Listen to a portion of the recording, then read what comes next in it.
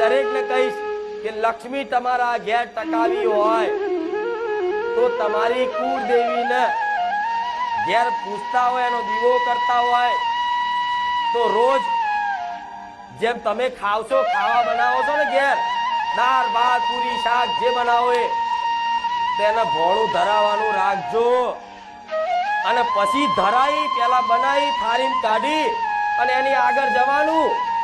ચામુંડા હોય કે હરસિદ્ધિ હોય કે અંબે હોય કે મહાકાળી હોય, એની આગળ જઈ અને થાળી મેલી અને ખાલી આમ જ કરવાનું છે કે હે માં, દાળ ભાત પૂરી શાક બનાવ્યા છે, માં સ્વીકાર કરજે મારી કુળદેવી. જો ખાલી તમારી માના આ ભાવ આલ્યો ને તો સમજી લો તમે એને ખાલી એક આ વ્યવહાર આલશો ને તો 1000 નિવેદ બરાબર એને પહોંચી જશે.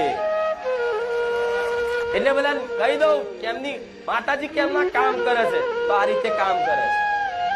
માતા આ રીતે કામ કરું બરોબર. હવે કે છે મારી માતાજી તો ખોટા ચો ખાવાના છે, એવું નહીં કેતા.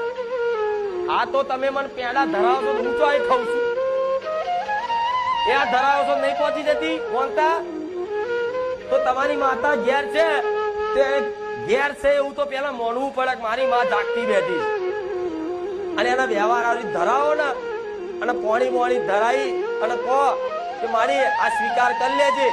એટલે તમારે રાહ નહીં જોવાની કે ચામુંડમાં પોતામથી બોલે છે કે હા દીકરા મેં સ્વીકાર્યું. નહીં, તમે ભાવથી આલ્યું છે ને તો એને સ્વીકારી લીધું છે. હવે એ જ ગોણા લઈ એ જે બનેલું હોય એની પ્રસાદ રૂપે તમે લાવી તપેલા પાછું લાવી દો અને બધા પરિવારને ખવડાવો. તો હું માતા એવું કહીશ કે દરેક પરિવારની અંદર હારી સદબુદ્ધિ ના આવે તો મને મેરડી ના કહેતા.